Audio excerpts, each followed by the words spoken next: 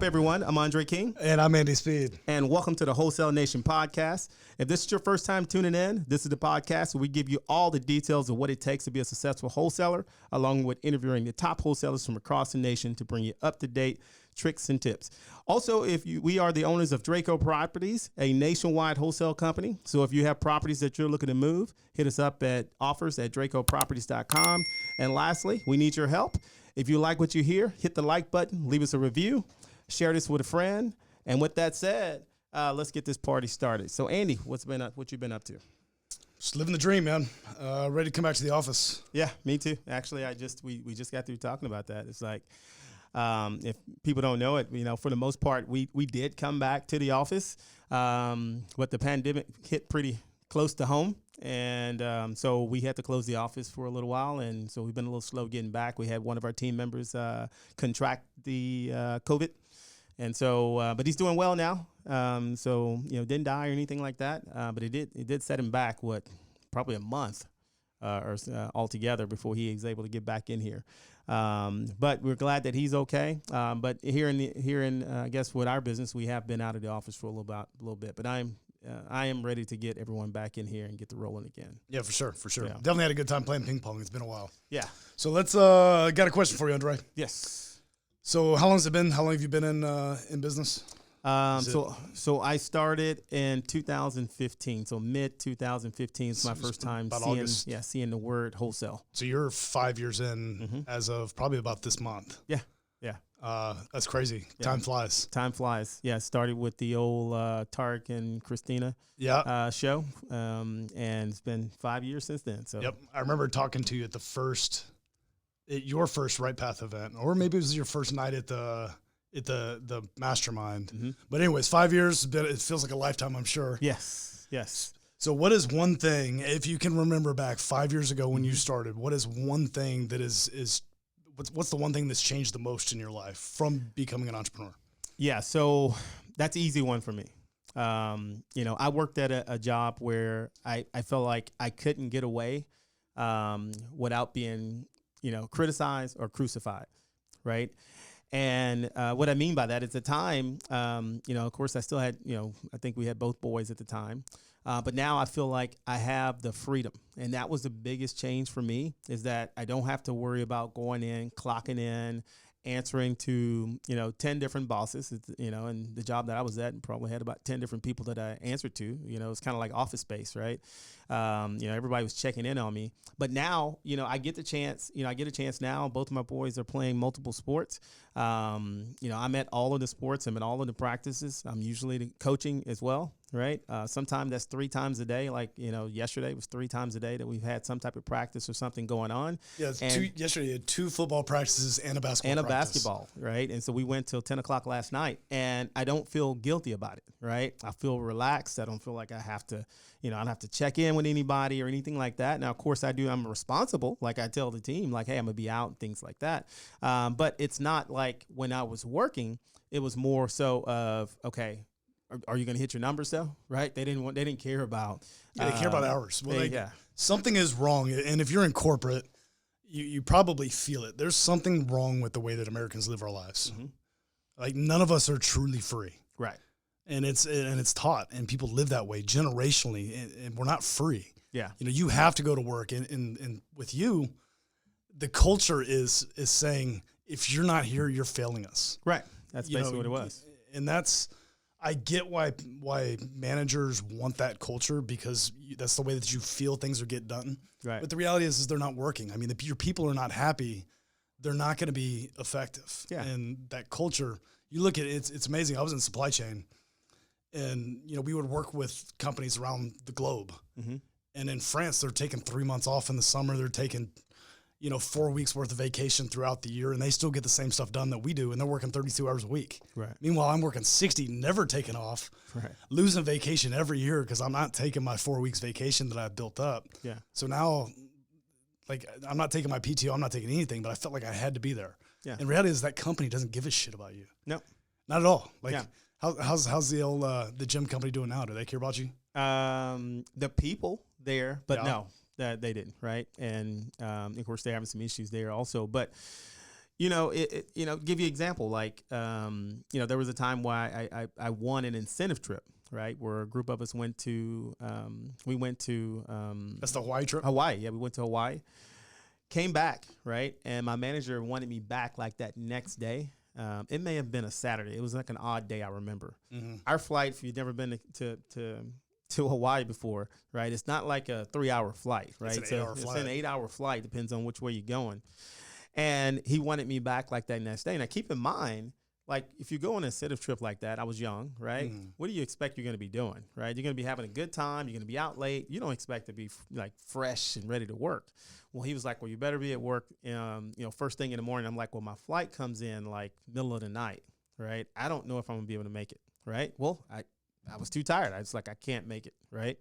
Well, I got a write-up for that, right? Because I did not come in to work, right? After I had busted my butt to win that incentive trip above anyone else in our region, I was still punished. So it's those kind of things that, I'm glad that I don't have to deal with anymore, and that I, decided to take the leap and move into doing something of my own versus having that, that person above me. All right. But what about yourself? It's amazing how the world shifts when your priorities are your priorities. Yeah. Like it only matters what you want. Mm-hmm. And of course, you're going to be responsible with that, right? Yeah. But, the whole world opens up when you get to choose what you do. There's no excuse I don't have time anymore. No excuse. And, I don't play golf anymore. I used to play golf a lot when I was in corporate, and we're supposed to play every month, and we never do. Yeah. But it doesn't bother me at all. Yeah. I needed that when I was in corporate. That was like my getaway. And I don't feel like I have to get away from anything now. So I'd like to still play. I still enjoy the game. Mm-hmm. Right now in August, it's hot as all get up here in Houston. Yeah. And you can drink the air, but I'd still go play. Yeah. Funny story on that is the last time Andy and I played, it rained on the back nine. And so we didn't play it. And so I hadn't opened up my club since then. And I covered them, but I guess I covered them late. So last week I went to go hit some balls. And all my clubs are rusty. Oh, man. And I didn't notice it till I pulled them all out. And I was like, oh, crap, this looks bad. Oh, and man. So I'm out there swinging rusty clubs. Looks like, I hadn't bought clubs in like 50 years. So I went all the way down to the end. I was so ashamed. I got to get a new pair now. I usually go down to the end, but that's because I'm ashamed of my swing. Yeah. I went too bad. The swing was okay. Yeah. But the clubs, they look bad. So now I know, don't get your clubs wet and cover them up and just put them in the garage. Yep. So, for me, it's the same. It's 100% the same. Mm-hmm. I felt like something was missing in corporate, and, it's amazing how you will just give everything that you have to a company and there's no reciprocation whatsoever. Right. And I had fringe benefits from my bosses, and I was allowed to do things that other people weren't allowed to do. I didn't have to come in when I didn't want to. I literally had some stuff rolled out for me that was just from hard work and getting results that they let me break the rules. That's bottom line. They didn't care what rules I broke because I performed and made them look good. Right. But, my first 2.5 years as an entrepreneur, and this slowed down when I picked up acquisitions for us, but every single Tuesday for probably about 2.5 years, I took my grandparents, to the grocery store, took them to lunch, any errands that they needed, got stuff done around their house. And being able to do stuff like that for my family and be consistent and choose my family first, I never miss volleyball. I'm saying, we have a rule here at Draco. You're going to take care of your family first. Right. And I would expect Undrea to be, or I would expect you, I'm talking to the audience, but I would expect you to be the coach of your team, your boys' teams, because that's time that you can never get back. And that's time, that's your legacy right there. So that's hands down more important than Draco. Right. People forget that it's not money that is the true legacy. It's helping, breaking the generational curses from your family. My siblings and I are breaking generational curses in our family, and then helping to continue that through our kids. Right. And I think that's the piece that the role that I've been able to play in my family. I've been the guy, like you see, I'm taking Summer's brother, which is not my son, but, taking him around, picking him up, running errands, for my ex-wife and, the whole family, going to go check on my grandmother who, my grandfather just passed, stuff like that I wouldn't be able to do in corporate because I didn't own my time then. But yeah, so if you're listening to this and you are stuck in that grind, use this as motivation to move forward and push beyond that, because there's so much more to life than working 40, 60, 80 hours a week unappreciated. Yeah. And you're not getting that return. Yeah. And I think that's the biggest piece. You're not getting a return. Yeah, and I think a lot of people think that they have that security because they're on the job. That's funny how you like dropped all your water. I just spit water because kidding. But even for myself, what I thought was one of the most secure jobs, right? They just filed bankruptcy. Yep. Right. And then for you, it was a layoff at the time, so there was it was a slowdown. So you do all this work and you're busting your butt, and you don't want to step out on your own because you're like, man, I don't want to leave the security behind. But then you realize, then one day you wake up and say, wait a minute, I'm not secure, right? I have people making decisions for me, and they're not making them because of me. And so then, you're just a number at that point, and you never want to be that way. Okay. But that's not what this show is about. But that's what's, I guess that's what's been going on. Yeah. I think you can tell we're passionate about it. Yeah. We spend 10 minutes or whatever talking about what's changed since we've been in this business for 5 years. Right. But we're gonna change gears because I know you guys wanted to put out a podcast and you want it to be something about wholesaling, and so that's what we're gonna talk about today. We're gonna talk about role playing. Right. And it kind of goes in line with what I used to do. I was in sales, at a large, gym chain, and we did a lot of role playing there. All right. And so today we're going to talk about, what are the benefits of role playing, why you should do it, how you should do it, all that good stuff. And I know Andy, before we jump into it, 2 p.m. Central Standard Time, every Friday we go through and actually do role playing in the Wholesale Nation group. So if you're not a member of the Wholesale Nation Facebook group, join now, and then every Friday at 2:00, I send out a notification. I go live, and then we do a role playing. We go to a private room, and then we do role playing for acquisitions. So it's been great so far. I'm really shocked at how well some of the newer guys are doing. Just picking up, listening to it for a week or two, and then jumping in. Jose, it's amazing. I came and I told you about how well he did, like how well everybody did actually that first week. I was like, man, these guys are really good.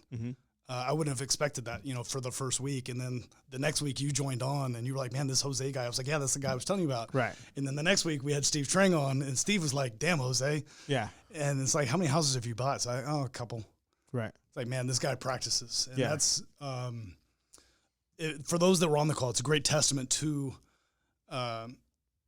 practicing. I mean, role playing, you don't go to the Super Bowl without practicing. Right. You got spring training, you got 2-a-days, you've got, weights in the off season, you've got, film study. They're running through. I mean, if you played any sports where you're watching film, you're running through watching stuff over and over again and breaking it down down to steps. I mean, we used to manage our steps, and we still do on my daughter's volleyball team, is we watch their feet, we film them, and we show them what they're doing because it feels different than it looks. So, I mean, when you look at the wholesale business, right, we're a sales and marketing team, and it's funny, we say sales, and just like you said, that's the practice for the sales, right? And so for most people, you may be spending anywhere between $50 to $200 per lead that comes through your system, right? And that's a lot of money, right? And so if you're gonna talk to those people, you might as well be saying the right things, right? And not be practicing so much on those people and really defining your art, right? And I think that's where the role playing comes in to really help you out, so that you don't waste your money. Right. Answer the damn phone. Yeah. Answer the phone. Yeah. Excuse my friends. Answer the phone. I guess that's one thing you can do is answer the phone. That's the first part of getting the deal. But yeah, role playing, I think is if you're not role playing in your business right now, you need to be doing. We'll talk about all the reasons why and all that good stuff. As far as role playing is concerned. It's interesting how people want to, and I see it over and over again with wholesalers, like they want to do all these things. They want to learn this. And then once it's time to start marketing, then it's just kind of a wait scenario. It's like, no, you need to continue. Send the marketing first. Right. Forget everything else. Forget that you don't know what you're doing, what to say, how to say it. Cause that's going to take time. Yeah. Why spend 6 months learning and then send the marketing and then learn by doing. Right. So let's start with learning by doing. Let's start with role playing because, like you said, sales and marketing. Send your marketing. Let's start working on sales. Right. That's it. I mean, that's the most efficient way to get started in this business. Market now. I don't know anything. Market now. You're not going to get the phone's not going to ring for at least a week. Right. and you're going to suck at that phone call no matter how much practice you do. Correct. Yeah, I mean, I actually just put that out on my Instagram today, is that most people stall out between the idea and the execution, right? And so, so if you get out there and you don't, you say, hey, you know what? I want to get into wholesaling. I want to get this done, but you never send to marketing, right? Then, of course, you don't have to worry about role playing because you're going to never have anybody to talk to, right? Right. And so it was kind of like, I think that was one of the first things I asked you is of the people who are role playing, like, are they getting deals? So you still have to make sure that you're out there talking to people and putting it to use. But you have to do something as you're going to get better, right? Because in order to make it in this business, what we found is that you have to continue to work on your sales skills because you'll get a certain amount of deals. You're going to get a certain amount of layups and things like that. But in order to hit the numbers you need to hit, then you're going to have to start improving your sales skills. So let's break down role playing. So is the sales experience in this business unique?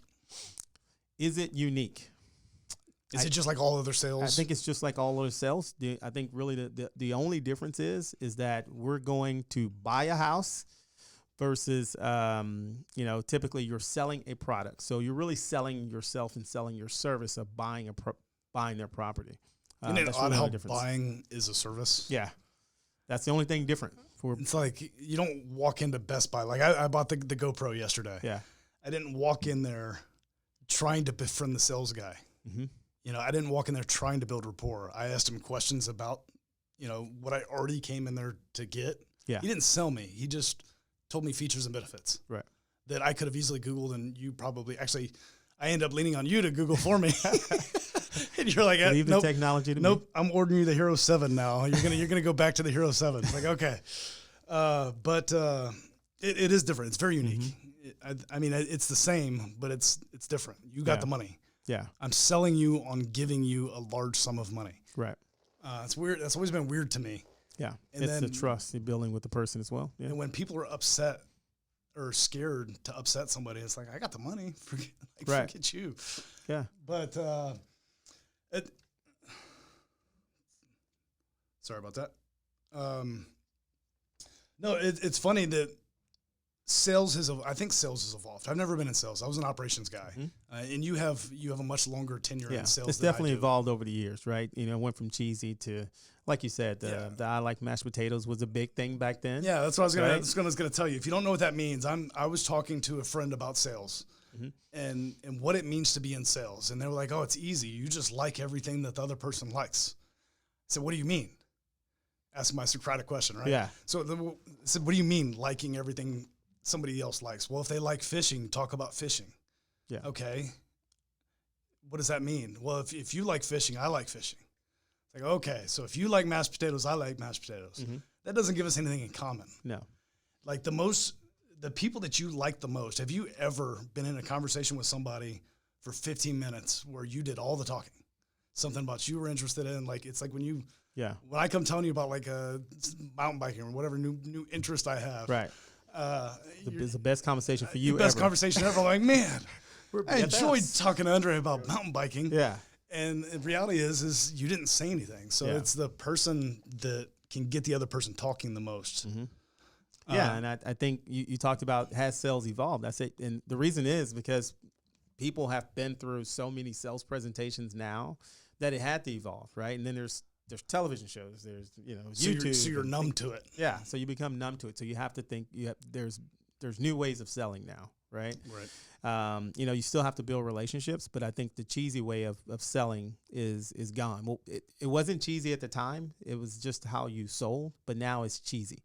Right. Mm-hmm. And it comes across and people are just like, get out of here. Right. They don't like those type of salespeople. We used to call it, it's almost like, no big deal to, what we used to call used car salesmen. Yeah. Right. There's some, or snake oil salespeople. Yep. Right. No offense to used car salespeople, but you're slimy. Back then you were. Back then, so disclaimers there. All right. I don't have a disclaimer. Right. I'm just kidding. I'm just teasing. Right. So we want to talk about role playing. So yeah, what's the benefit? Let's just start going through benefits of role playing. Because there's some people that you can lead a horse through water, but you can't make them drink. Right. So I heard and it was Alex De La Torre. He's been on the show before, and he beat it into my head. You don't show up to the Super Bowl without practicing, and that kind of stuck with me. One of the things that I started doing is listening to every single phone call that I had.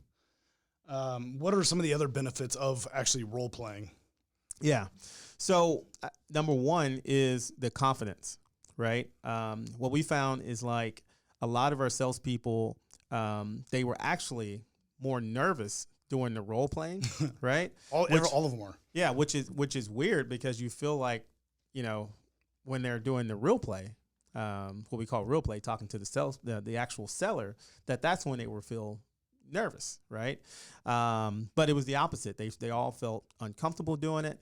And when we listen to them, like you said, we also go back and listen to the phone calls, right? We noticed that the same way they did the role play is how they would sound talking to the person, right? And so we found that if we can get them great at role playing, right, we can get them to sounding normal, sounding like they're supposed to sound, to be able to get a deal. Then when they go into the real play, which they already feel even more comfortable because no one's listening to them, right? Then they're able to do, their closing percentage goes down at that point. They're able to get better at closing. Closing goes up. Yeah, they go up at that point. Fallout goes down. Yeah, fallout goes down. So yeah, getting comfortable being uncomfortable. Yeah, and that's absolutely important in sales because you're going to deal with a lot of different personalities, a lot of different problems, a lot of tough things to talk about. Right. Yeah, and I think it starts. We start with a basic. I like to start with like a basic script, but I don't like them to get on the script, right? But I like for them to have a framework. Like they got to have some, a sales process, a framework of what they should be saying. Yeah, you got to know where the call's going. Right. But from there, like you said, and just let you know what we typically start our role playing is, and you can do this in any part of your business, right? Keep in mind that we're virtual wholesaling. Right. So we don't go to appointments, but we did this when we went to appointments. So if you started with your lead manager, who's the first person to contact that's talking to him, then you would role play with that person. But, I'll talk about our business. Our salespeople are the first people to talk to him. So what conversation do you think you need to role play first? The first conversation. So whatever your first conversation is, I would start there. Get that person great at talking on the phone, right? Because if you have a lead manager, and we've experienced it before, right? If you have a lead manager that's not doing that well on the phone, right, and they're fumbling, guess what else is going to drive? Your closing percentage is going to start tanking because you're going to start missing those people who your salespeople would have gotten and closed, right? So I would say when you start your role playing, start with who is the first person of contact with that person, get them great, okay? So for us, luckily enough, it's our salespeople. We start with them. We start off by having them we come up with a scenario and we just walk through it, right?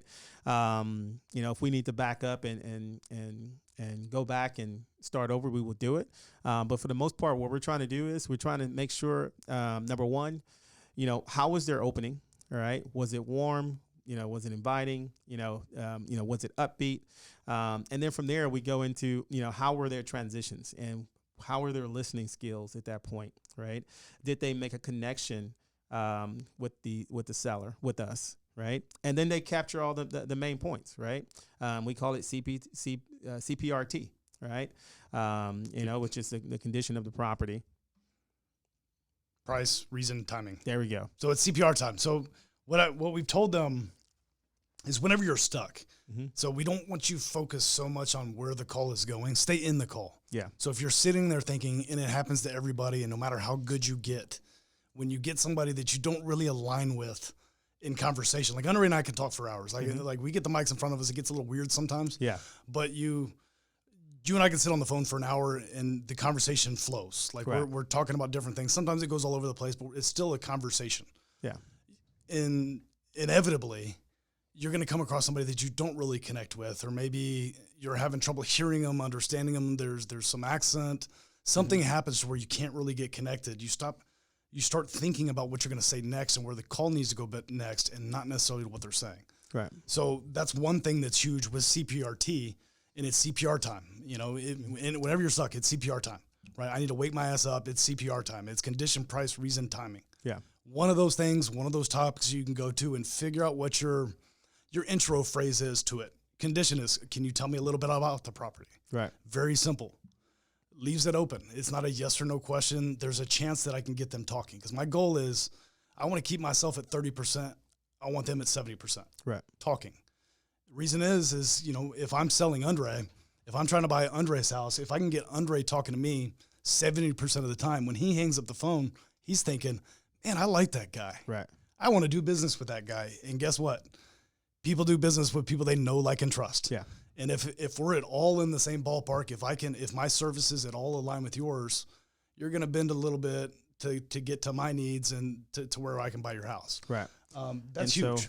So, and to do that, for those that don't know how we able to track that, is that we use callrail.com to be able to see the amount of time our agents are talking versus the amount of time that the seller is talking. Right. So yeah, definitely will benefit you. Right. And we look at, so the first thing people may say is, and we found also when you're doing it, when you're role playing with people, is how do you do this? Like, who do you role play with? What if I'm by myself? Like, what do I do? That's Wholesale Nation, Friday afternoon, 2 p.m. Central Time. There you go. You join. There you go. So, it's so expensive, though. Yeah. How much do you charge for that? Oh, it's so free. Man. It's pretty expensive. Giving it away. It's pretty expensive. It's taken 2 hours of my Friday for the last 4 weeks. Mm-hmm. So it is something that obviously I value. Right. You value because you're there. Yeah. It's incredibly important. Our team's there, mm-hmm. and we do it more often than that. We don't just do it on Friday. Actually, the last week I've slacked off on the actually last weekend, 2 weeks, mm-hmm. on the role playing with our team. I need to pick that back up. So shame on me. Shame on me. With that said, all right, I'm gonna jump back to the benefits, and I'm gonna go back to role playing and how you should do it. I've always been a big believer that when you start role playing, right, doesn't matter, and I'll talk about who you should role play with. When you start role playing, the next result that's going to happen is you're going to start to see your sales start to increase. I want somebody to prove me wrong, right? Now, you got to be talking to sellers, right? But you're going to notice that the more you role play, the more contracts they're going to start coming in. Oh, right? 100%. And if you can do it early in the day, even better. Before you talk to anybody, it's almost like doing a morning ritual. You can warm yourself up. And it's funny that you said that because, over the last week, typically we're somewhere between. Oh no! Yeah. Oh no! I know where you're going with this. Typically, our contracts are much higher than they have been in the last week and a half. I think we've done like 5 contracts or so in the last week and a half, maybe 6. I was thinking 4.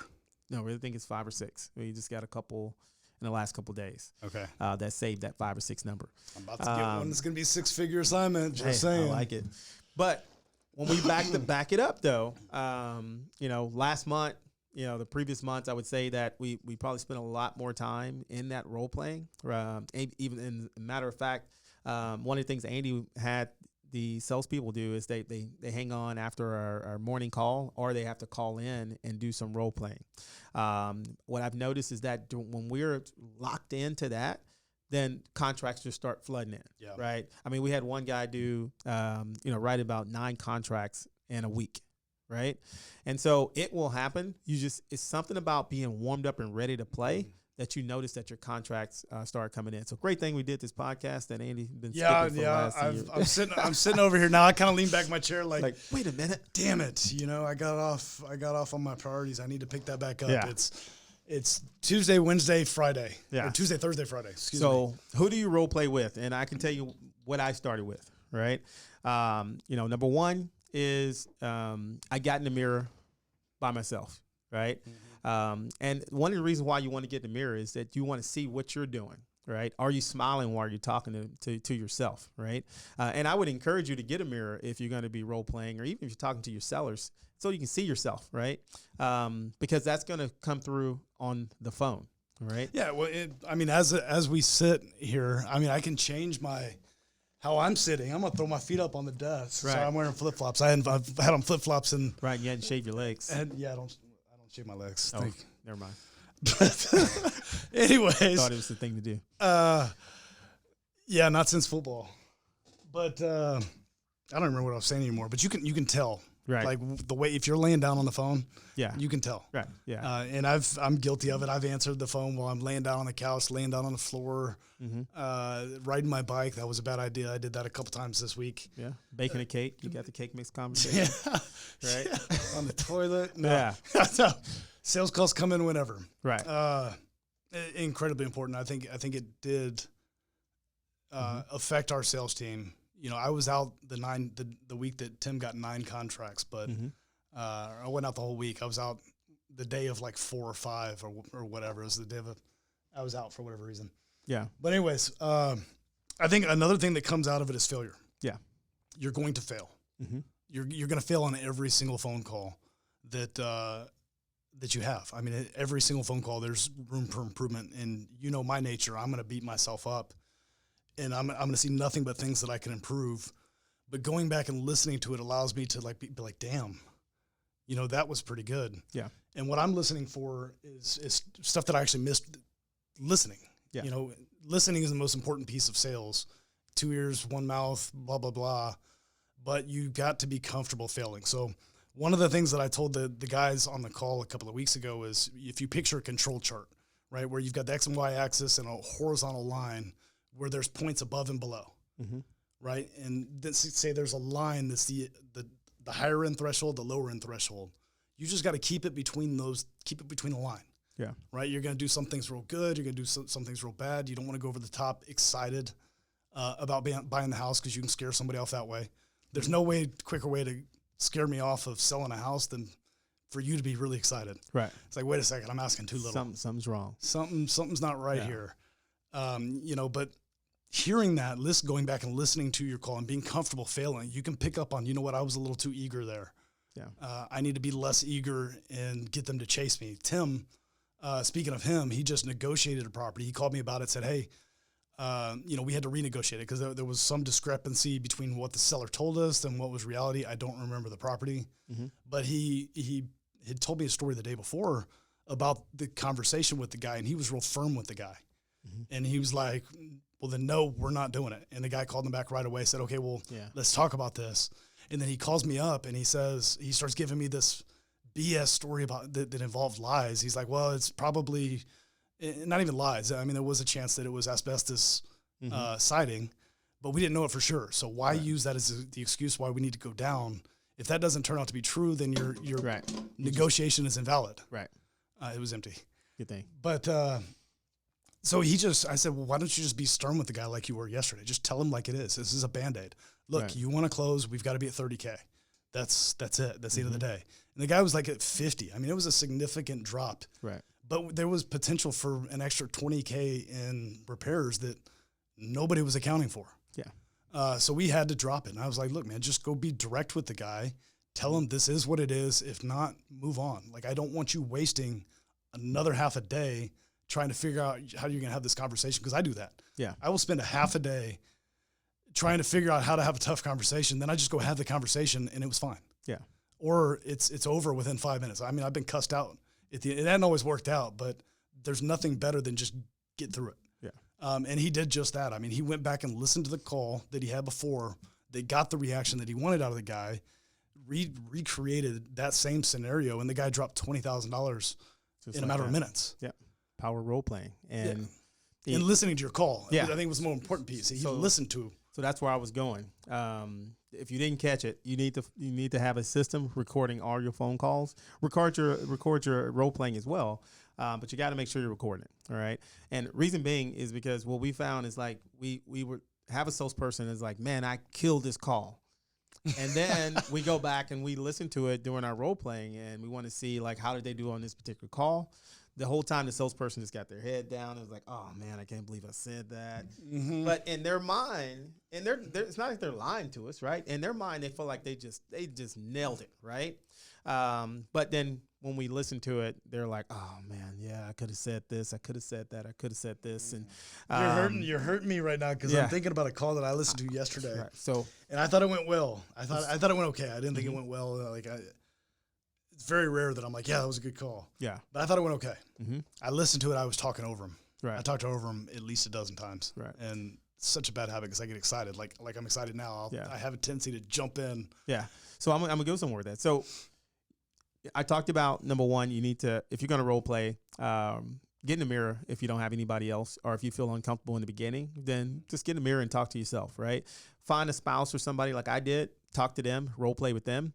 And then you need to get with some people who are either on your level so they can help you out. But eventually where you want to get to is get with someone who is further down the road than what you are in this business, right? And that's kind of what Andy's saying that that he's doing on Fridays. But Andy had a unique experience about a week or so ago where he did a role play, and we had Steve Train come on and critique your role play. All right. So tell us about how did you feel, number one, when he came on to critique it? And I'm fearless now. Yeah. It wasn't a great call. Actually, I remember the call being a little bit better than what it actually was. And which is rare. Yeah. Usually I'm the opposite. I'm like, oh man, it was horrible. And I go back and listen. I'm like, it was okay. Right. But that was my first call in a year. I'm glad we had that call, and I'm glad that he critiqued me. He definitely has a different style, which I like his style. I've always implemented or tried to since I've known Steve and the Sandler method and stuff of that nature. They try to bring in some of that stuff into my regular dialogue in response to some stimulus, whatever we're talking about, answering questions with questions. Right. I've done that kind of naturally just because I'm curious about that. But as far as the experience with Steve goes, to answer your question, there was a lot of room for improvement, and he let me know that. Yeah. And that's what I love about Steve is he's very direct, very blunt. He had me pause it and basically was like, dude, that sucked. The last 30 seconds sucked. Yeah. And then I felt bad because the last minute that I had him listen to the call, it's like, man, I feel like I'm just wasting this man's life right now. Right. Because this is going to get worse. Yeah. But I mean, I needed it. Like I needed to be humbled a little bit. I wasn't expecting a whole lot going into it because it's been a long time since I've had that conversation. Right. But think about that from the new wholesaler's perspective, right? And they come to someone like you, who, maybe you hadn't taken a phone call, but you've been role playing with a sales team for the last, several years, right? Yeah. You know how to buy a property. You know what it takes to get the seller to sell the property. Bought hundreds of properties. But what does that do to the new salesperson? That's kind of fumbling across the phone, and they thought that they were doing well, and you critique them like that. I think that will, catapult them light years ahead of someone who's just flying by the wayside, right? They just go and just do it and try to get the deal. Yeah, right? And if you want to find that video of Steve critiquing me, it's on the Wholesale Nation Facebook page. Undrea was the seller. I'm the buyer. Thought it went well, but if nothing else, it gives newer people confidence. Like if this guy can do it and buy however many 100 houses I've contracted, then they should be able to do it too. Right. And that's a fact. Yeah. So you should be able to put some emphasis on role playing. I liked what you said about the family. So I challenged our acquisition guys to go see how much they could get their spouses to talk. Yeah. Pick a night after dinner, instead of turning on TV, just talk to them. See how much, if there's something that they're interested in, anything that you can get them talking about. Yeah. See how long you can go. Don't tell them that you're doing this. Oh yeah, don't tell them. Don't tell them you're doing it. But let's just say they had some smiling faces Monday morning. So it works. They had good weekends. They had good weekends. It works. But no, absolutely. So practice on strangers too. So that's one thing that I actually started doing because I noticed that my family, we're a little bit different than most. We're pretty direct. We don't have filters. We love hard and don't ask for forgiveness on anything, right? We're just pretty, you love us or you hate us. Right. And I started noticing that. And so I started actually trying to have whole conversations with strangers. When I was learning sales, I'm an operations guy, supply chain. So sales was new to me. Corporate politics was not. So I kind of knew how to build rapport and align and whatnot, but it was different. So starting a conversation with strangers was big for me. It's been very helpful because if you can strike up conversation with a stranger, start asking them questions, have little witty responses to whatever they say, and punt it right back to them. Right. Then, you know, that's practice. You can role play anywhere, in line at the gas station, in line at the grocery store, like in any section of the grocery store. You can just strike up a conversation with somebody, see if you can get them smiling, laughing, and talking back. And you'll get better, and you'll get more comfortable being uncomfortable. Because sometimes people are going to look at you like you're an idiot. Yeah. And that's okay. It doesn't matter. Did that hurt your life at all? No. Not at all. Yep. But you have a chance of making it a hell of a lot better. Yep. What else we got? I've got one. Role playing. And this is role playing / listening to. And it's probably more so listening to than the role playing itself. Right. But learning to be intentional. That's learning to be intentional with your responses to certain things. Intentional with, if somebody asks you, Undrea, tell me about your business. Okay, well, we do one of three things. We buy, fix, and sell. We buy, fix, and rent. And we buy, fix, and sell owner finance. Pretty simple. Yeah.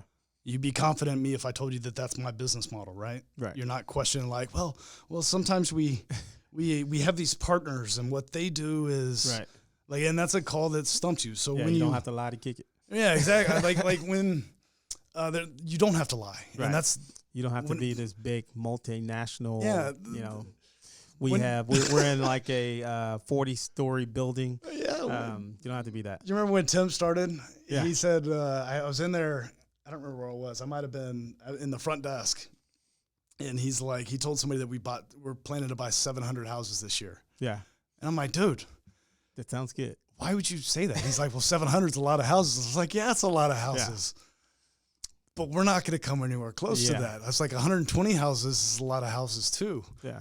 And it might not be like to that person. We don't even know how that affects that person. Yeah, but you don't have to make us look like Blackstone. But we don't have to be that big, right? Be who you are, and the right person will find you. There you go. Just be yourself. Yeah, and like why, some people don't want to sell to a Blackstone. Right. Why try to sound like that? And I think that's probably in the role playing, I think that that's where you need to role play. Because there are certain questions that'll come up that you need to role play. Like, some people may ask, like, how long you been in business? How long you been doing this? Right. And for a wholesaler that's just getting started, they may feel uncomfortable saying, well, I just never bought a house before, never done this. Right. Tinkered with real estate for a few years. Yeah. The whole thing is that in most cases, just you looking into wholesaling, learning about, comparables and things like that, you're more experienced than the other person, right? They hadn't done any research on it. Just think about you when you first learned about wholesaling, right? So you are going to be the expert. So just be prepared to answer the questions. And the best way to do that is to just role play it because all those are going to come up. So as you go through and you start having things that stump you, write them down, right? Write down the objections that are stumping you. Write down the things that get you to like Andy said, the things that run you to like, oh, we're going to buy 700 houses, right? Wait, there's two things I don't like about that. Yeah. One, it's a lie. Yeah. It's absolutely a lie, and you can't make that true. Right. So what happens when they ask for, we're in August, I want to see 400 HUDs. Yeah. Well, I can't produce it. That's a dead deal. Yeah.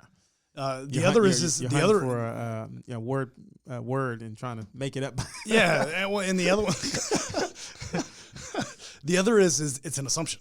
Yeah. You are assuming that 700 deals matters. Like why were they even asking that question in the first place? Yeah. And did you answer their question? Yeah. You don't know if that person wants to just deal with just a mom and pop, right? They may not even want to deal with a big company. So exactly. So you just made it to where you just assumed that bigger was better. Right. And now you lost yourself to sell. It's like quit assuming anything, tell the truth and ask questions. Right. It's pretty simple. One thing that I really want you guys to hear is you're having a conversation. It's not Q&A. You're not interviewing somebody. You're engaging in dialogue. You are interviewing them because you want to find out what they know, which is how to get to the closing table with me. I want to know how we get here. Yeah. Tell me how we get there. Yeah. And so I've got to ask all the questions to find out how we can be a good fit, and even if we are a good fit. Right. So that's pretty much all that I have on it. What? I mean, I think that pretty much wraps it up. I think just to put the bow on it, the main thing that you need to do is like Andy said, you send to marketing before you get in this business. What we don't want, anything we do, we don't want you to stall out and not do anything and feel like you have to be this expert role player before you go and do anything. So we never told you that. Andy said that in the beginning. Make sure when you get started in this business, if you're not doing so already, start marketing, right? Because that's what's going to get the phones ringing, or start calling people, whatever marketing channel that you're doing, do your marketing, right? And then as you start talking to people, you're going to start noticing the things that you're going to be uncomfortable with, right? Start role playing those things, right? And start getting them out, right? And when you role play like you're in the game, right? You're gonna end up, how you practice is how you're gonna end up playing the game. So make sure you're practicing the right way, right? And do it often. With that said, again, Andy, every Friday at what time? 2 p.m. Central. 2 p.m. Central. You can go to the Wholesale Nation group, and Andy will have the Zoom link in there for every Friday that he does it. And that's a good way to come in. You can role play, and we don't charge you anything to do it, but we're able to critique you and be able to help you. And it's all just to help you be able to flourish in your business, right? Yep. And definitely, I'd like to look for somebody that can facilitate that as well. Like last week, I couldn't make it. Right. Which is a first, and I felt bad, but I still got the training done. But I'd definitely like somebody to be a backup if there's somebody out there that's interested. I'm going to talk to some of the guys that have been there since whenever, just to start the meeting. Right. Yeah, I'm definitely got that on my calendar now, and it's going to be a priority for every week because I want our guys there. And that's our Friday training, so it still needs to happen. Okay. So yeah, check it out there, the Facebook group at Wholesale Nation. Also, of course, you can check this out if you're listening to this on the podcast. You can check this out on YouTube at the Wholesale Nation as well. I know Andy's going to have some new and exciting videos coming out here pretty soon, so be ready to look for that. And then, of course, you can check me out on Instagram at Undrea King. With that, we appreciate y'all for listening. Y'all come back now, you hear?